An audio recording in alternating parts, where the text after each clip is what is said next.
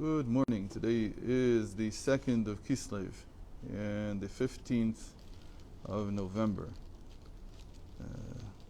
We're continuing with the Maimer, Ena Kadosh Hu Ba Bitunia and Briotav, and we're at towards the end, 189, bottom third. We said that Godliness is called sleep. The time of exile is likened to sleep. That when the temple is like the mind, in a certain sense, it's like that there's a mind in the world, and then the mind is revealed when there's a temple. But during the exile, the mind and the heart is lacking. It's not revealed, even when you contemplate, even when you do isbonanus. Okay, and then he says, but still, even though we're asleep, in the sense that the mind is, it's like during when a person's asleep, that the mind is there, but it's not being revealed. So even though the mind is in that state, the heart is awake. And what does that mean? So according to what we studied yesterday, what we saw, so there is less revelation of the makif in the head, in the mind. There's less revelation of the general power of the soul in the mind, because the mind's contemplating all the time. It's very strong. And so we're aware only of our thoughts. But we're not aware of the essence of the soul, which is the essence of life in us. And so for that reason, it's much harder for the head to sacrifice itself. The example was, again, going into hot water. But if the heart is awake, the heart is less contemplative. The heart is, especially since we don't have so many emotions. We said because we're asleep. So the mind and the heart, to an extent, are asleep. But the heart here is awake in the sense that it has the makif, it has the surrounding light of the soul. And for that reason, it is much easier to sacrifice oneself now than it was when the temple was in Yerushalayim. וכל אחד ואחד מישראל בנקה לו עכשיו לעורר בנפשו אהבה לאלוקות שלמעלה מטעם ודעת ומסירות נפש בפועל ממש. And because of this, it's much easier not to have contemplative love of God, but rather have love that is above reason. Right? And that love that is above reason is a completely different type of love than the one that comes from contemplation. Right? The one that comes from contemplation, that comes from looking at the world, it's called ahavat olam. Usually you look at the world and you come to love God, the way that the Rambam describes. That a person, how does he come to love and fear God? He contemplates the world, he studies the world, and he sees that God is making everything, he is the force behind everything, and thanks to that, he comes to love him. But that is difficult now. It's not so easy to do that. What is easy is the love that is like self-sacrifice. What kind of love is like self-sacrifice? So this is the love that is natural to the heart. And that's what the Tanya discusses mostly. Ahavat tivit. In any case. ואין צריך לזה יגיעה רבה כל כך. And to come to this state of willing to sacrifice oneself. Again, it could be actually sacrificing oneself, and it could be love that is like sacrificing oneself, meaning it's not based on contemplation. אף שאין לנו לא שכל והשגה באלוקות בהתבוננות בטעם ודעת, even though we don't have any inkling of what godliness is through our mind, through our contemplation. That doesn't do it. In other words, it's very interesting that this is being said, right? Because we're learning Chasidus. And Chasidus, to a large degree, to a great degree, there's a lot of contemplation about godliness. And this, so what's the explanation? The explanation is, like we learned in Ita B'Psikta, that the Chasidus is already the beginning of the revelation of the light of Mashiach. It's already coming from the third temple. It's like the third temple hasn't been revealed yet, but the light of it, meaning an inkling, a glimmer of it, is already in the air. It's already here. So Chasidus is building off of that. It's not building off the past. We don't have their powers of contemplation. What we have is a new light. It's a light that's coming from the future. But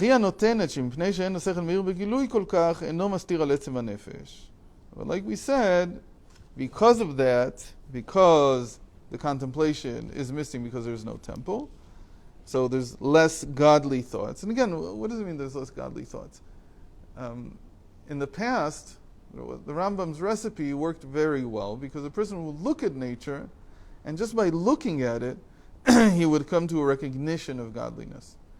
Today, you can study nature as much as you want. You can go to a university and get a degree in anything you want in exact sciences, and you don't need to use the word God. Use the word nature, which is almost the same thing, but nobody contemplates God there to get ahead. You study nature. So nature is not giving us the same thing because the temple isn't here. It used to be, and there's many Maimarim about this, it used to be that when a person would just walk outside, he'd feel godliness in everything. It was in the air. Now it's not. Now it's all concealed. But that itself, he says, is what allows you to have this feeling of being able to work with the love that is from self-sacrifice, not from the contemplation, not from reason. ובחינת עצם נקודת הלב, שהוא בחינת נקודת ציון, מאיר בגילוי בנפש. And the essence, the point of the heart, it's called the point of Zion in the heart. This is a very interesting word. What does that mean? Libi er, that's Zionism. Whether we like it or not. Somebody stole the word, but in classic Kabbalah, this is what it meant. Zionism meant that you had Zionism here. I'm going to say it with the lowercase z, just not to confuse. But Zionism meant that the person had still a connection that was very, very vague, but still is called a point in the heart that connected him to the place of the temple. Zion is the place of the temple. Yes, to a certain degree. But here it's the Pintele temple, the Pintele Migdash. Everything in the world goes through 3 stages when it develops. It's called a point, line, and area. So when you say a point of Zion, you mean the lowest possible level of development. So for instance, when a fetus is growing, right? So the first moment of conception is called a point. Then it becomes a line, it begins to elongate, and then it becomes area. So it's adding dimensions from 0 dimensions to 1 dimension to 2 dimensions. That's the Kabbalah of the Arizal. That's the general Kabbalah of the Arizal. Then Rashash added that you can't understand Kabbalah if you don't add a 3rd dimension, so that you have nefach, volume. So you go from point to line to area to volume. And so he has many examples of what this means and why it solves problems in the Arizal and so on. But that's a general sense. So when you say Nekudat Zion, the point of Zion, it means the least developed. It's the inception point. It's where you start. So that always was retained in the heart. Where do we say? That's what he said. We say our eyes should see. Eyes are already, they see already area.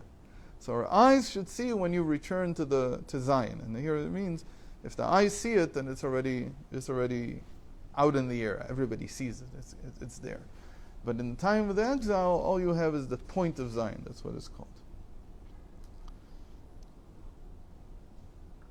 והיא האמונה פשוטה שיש בכל אחד ואחד מישראל בהשם אחד ולהיות סור מרע בתכלית.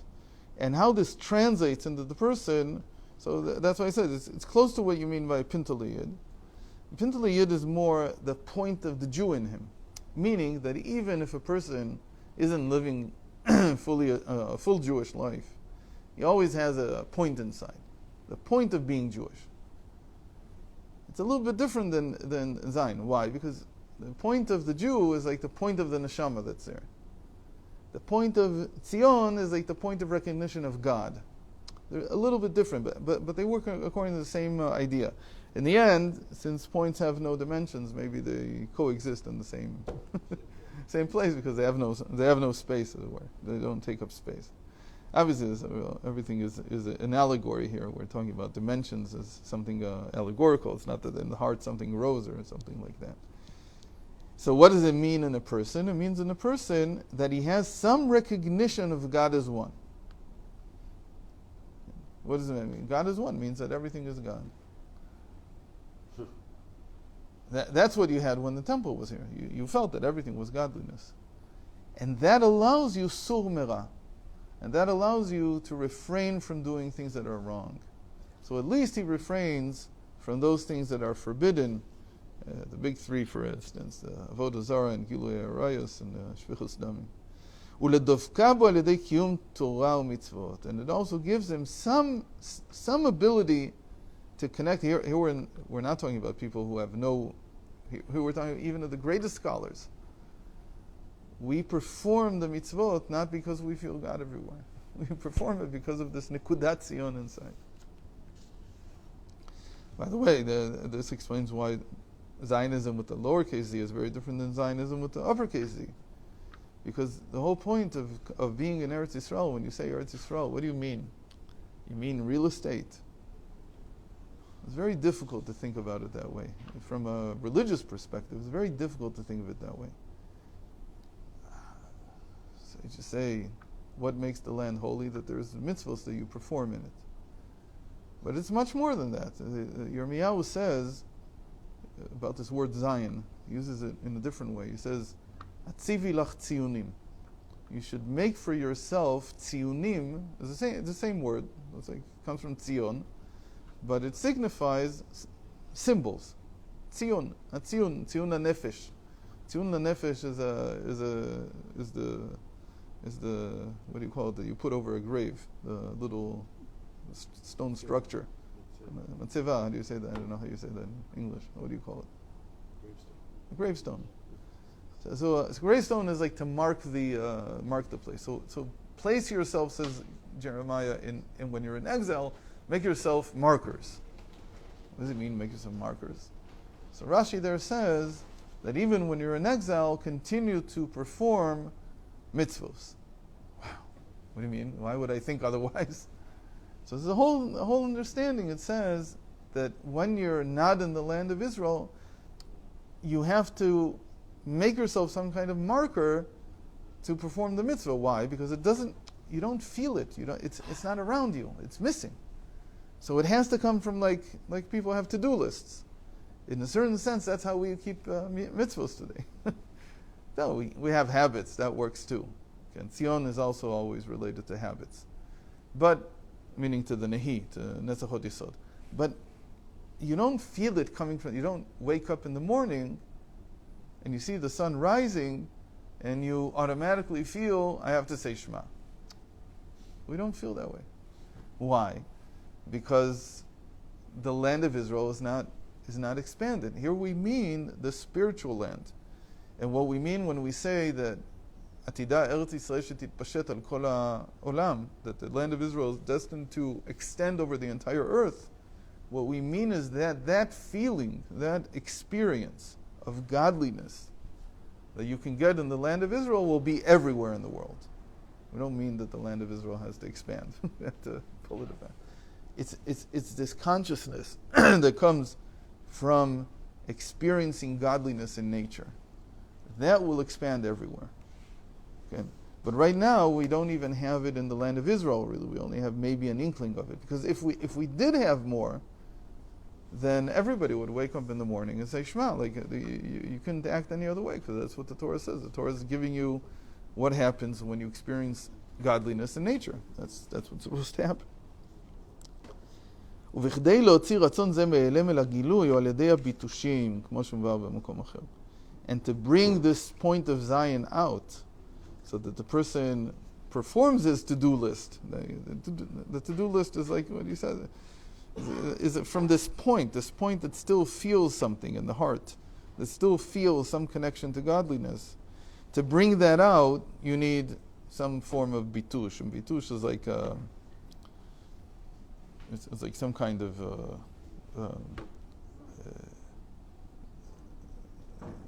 it's like getting a patch. It's like being hit in some way. That's what brings it out. Because nothing else brings it out. Because you don't see it with your eyes. So then what happens? You get something negative happens to you in life, and you ask yourself, what was this? And then hopefully you've learned enough and you feel enough that you say, oh, this was God doing this to me. He's not doing it to me because he hates me. He's doing it to me to wake me up, to get me to do something. So that's how it comes out. Again, because nature is not bringing it out, because you look around and you don't see it. ועל פי זה יובן גם עכשיו שיש חוכים וקוצים המונים ומעכבים קיום התורה ומצוות הרבה יותר מזמן הבית. מכל מקום יכול כל אחד לקיים התורה ומצוות, והיינו בכוח למסירות נפש שיש עכשיו יותר מזמן הבית, כנ"ל. From this we understand that even though we don't have the temple, we can keep all the mitzvahs just as much as they did then, again, from the point of view of deciding to do it, having this ratzon. The whole point was the ratzon. The ratzon is the makif. It's not from the point itself. We said the contrary, because we only have a point of recognition of godliness in our heart, so we can understand the general will. That's, again, we're going above reason. If we're doing it reasonably, then what we would feel in our heart would be congruent with what we experience from godliness in nature. But now we're going above that, because that's asleep. That's not happening. So we only have this point, and this point, like we said, is like in the heel, that you can feel the Mesiras Nefesh, you can give more self-sacrifice, meaning you have more connection to the makif. You're not so much in the pnimi. Again, pnimi is something that has to develop. It's like, another way to understand it is when you start studying a topic, any topic, so you only have a point of it. Like we're learning now this mimer, so we only have a point of it, and then it takes time for it to develop it so much, and that's what Isbonenus does. That's what he said before. Even contemplation in the time of the exile is not so powerful. What does contemplation do? Isbonenus, what does that do? It takes the point and it turns it into a line and then to an area. That's what contemplation is meant to do. It's bina. Bina it's like I'm feeding this point until it grows. Like we said before, it's like the development of a fetus until it becomes a full child. But then afterwards, when the child's born, we go through the same stages again. The child that's born, the newborn, is like a point. And then it starts eating the mother's milk, and it begins to elongate. And then, as it gets older, and it can walk, after it can walk, it begins to expand. Expand already means that it's like an animal. It can move from place to place. So the same thing happens everywhere, in anything. You learn something, at first you get the point, you get the nekuda, we call it. And then if you start thinking about it, especially when you think about it during davening, then it begins to expand. And so it expands more and more. We're not expanding it now, we're just learning the point. It's very hard to, I give all kinds of, like this explanation now is like a little bit of a contemplation on this whole thing. And this is meant, all contemplation is like in this week's parsha, Rechovot Nahal. Like yesterday's reading, we had that he his third well that Yitzchak dug was called Rechovot. Expansion, widening. Ample space. It begins to become expanded, and that means in the mind that you have more and more examples of the same thing until you see it everywhere. Right? If you the point of Isbonenus is to see the point of this article, of this mimer, everywhere. Like in everything that I'm thinking about, everything that I'm experiencing, I can see this whole process happening everywhere in my life. Of there being things in which I will say it like this, that to learn an essay and not to understand what it's fully talking about takes Mesiras Nefesh. It brings out your Mesiras Nefesh. Why am I learning? I don't understand half the words that are being said. Like people are watching this and they're like, what is he saying? I don't understand a single word he's saying. It's a point still. And that point, because it's a point, because you don't understand it fully, because the mind is not fully active on this yet, it's only in your heart that you feel that there's truth here, because this is Torah. So you're exhibiting Mesiras Nefesh, you're exhibiting self-sacrifice to sit through it. Anyway, even though I don't fully understand it. And then slowly, if you contemplate it, you begin to see how it functions, how it works in your life. And then until you come to a point where it becomes that it fills everything. This is, how could you see the world differently? You begin to see the world this way. So that's the end result of contemplation. You want to leave. You want to leave now? I have to. Oh, you know what? At this point, Yeah. I need to, you know. Okay. Yeah. So we have one more day tomorrow Oh, with good. this. Okay? We have more than one more day tomorrow. We have one more day tomorrow. At least we have Yeah. I hope we only have one. I hope so.